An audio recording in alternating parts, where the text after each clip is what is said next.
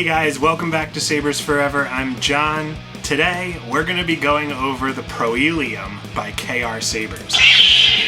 This saber is amazing. I absolutely love this saber. There's nothing wrong with it in my opinion. It's loud, you don't need any tools to use it. It's got some really great animation spots that you get to take advantage of for lighting. It's just overall a really gorgeous saber. So without further ado, why don't we just jump right in and I'll show you exactly what's going on. Alright, so this is a really cool video. I get to show off 3 different finishes, 3 different chassis. These are all Proffieboards, but this is the Proelium brought to you by KR Sabers and Jimmy Saberjunk and Azzy's Workshop. This was a beautiful collaboration. I was so excited when Cal announced that he was doing this run and going to make them available on his site, and holy cow, was I not disappointed. These are so cool. So right here we have a weathered version. Now I did this one myself, but might be good if I make sure everything is in focus. This one is weathered here in-house by me. I did some neat things, I think. The little venting right here, I added some weathering, just like lightened it up, make it look like some, maybe it was in use. Along with the rest of everything else, I added some scratches and just lightened up all the details. The brass and the aluminum got the chemical wash and hand finish.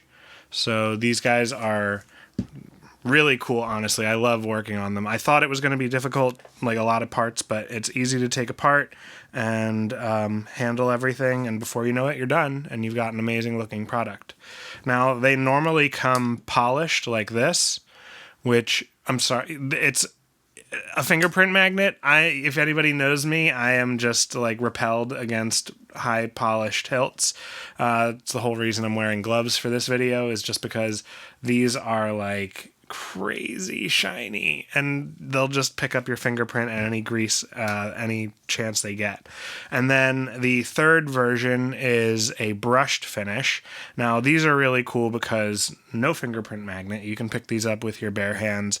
You're hardly going to notice any grease on the surface, and if you get any scratches, you can just take some Scotch-Brite and just rub it, and you know, a genie's not going to come out or anything, but you'll get rid of some of those scratches, and it'll basically be like magic. Surface scratches, nothing deep, like gouges like this stuff. So, all right, there's so much to go over. Let's do the components first. The bare regular Eco chassis comes with which one is it? It's this one. Is just the stock NPXL V4, 2 tactile switches, the bar graph PCB, and then you have all of them have a 10 strip Neopixel 2020 strip, and then this comes off, and you'll notice right away there's no added features to the Eco. It's like all boxed out.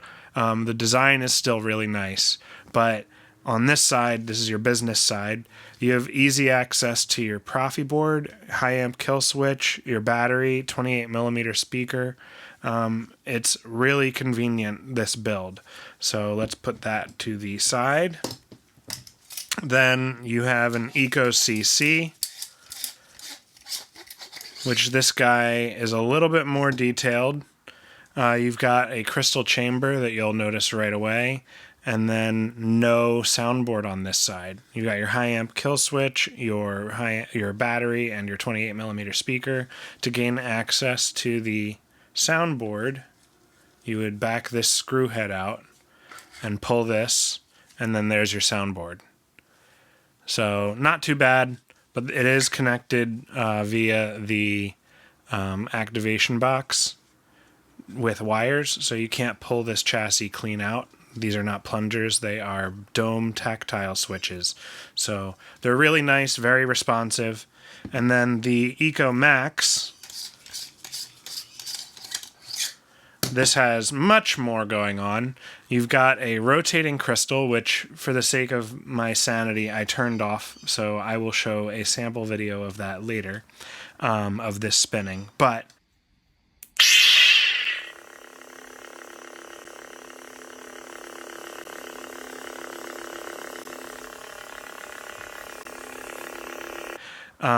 the crystal spins. It's got a single neopixel lighting it from the top. You've got Bluetooth, OLED, and I mean, do you need more?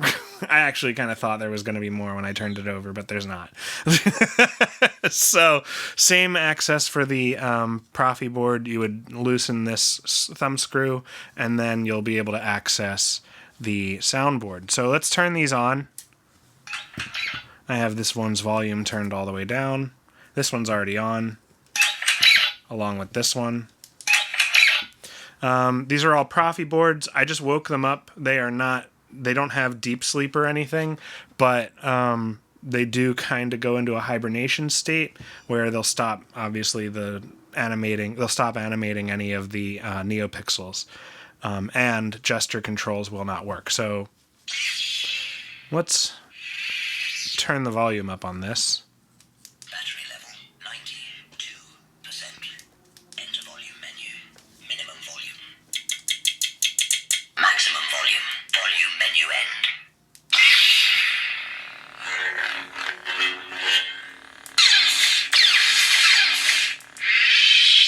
So the OLED's really cool. I have this set up with Huyang as the remote voice.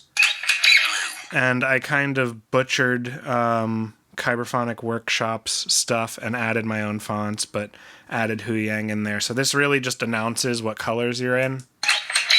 And this will also display the color in the text on the OLED. Purple. Red. Yellow. Green. So that's pretty neat.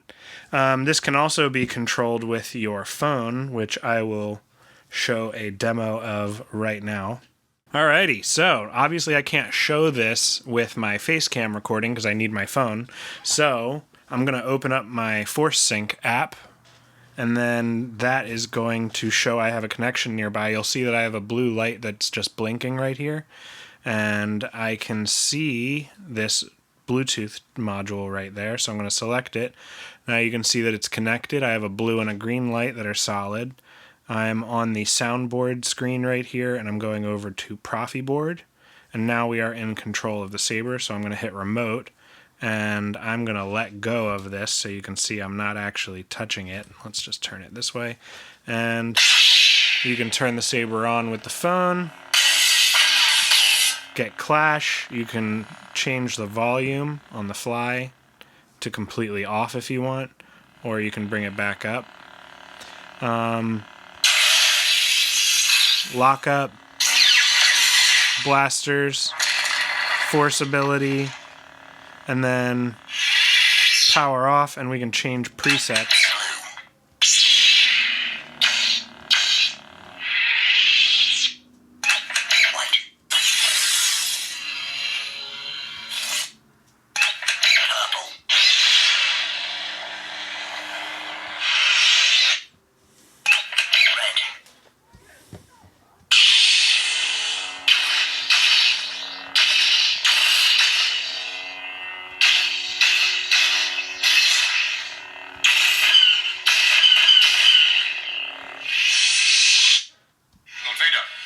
The fleet has moved out to flight speed and we're preparing to... You have failed me for the last time, Captain Piet. Yes, my lord. Make ready to land our troops beyond their energy field and deploy the fleet so that nothing gets off the system. You are in command now, Admiral Piet. Pretty cool. So you can see you've got basic controls over the Saber. Anything you could do with a button, you can do with the phone. This also gives you a reading of your power cell. It seems there's a ton of ways to get your power reading these days. You can even have your Saber speak it to you. Battery level 91%. which you can see there is a difference because this says 98, now it says 100%. But this gave a more direct reading, I would assume. So anyways, that does it for this. So let's hop back over to the original John. And these sabers are all just kind of like... Oop, I turned it on muted. They're all very loud, honestly. Like, you put this on, it gets louder.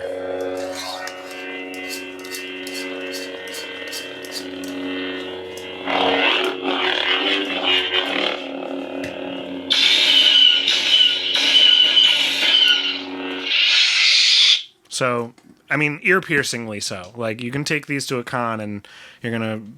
everyone's ears around you are gonna bleed.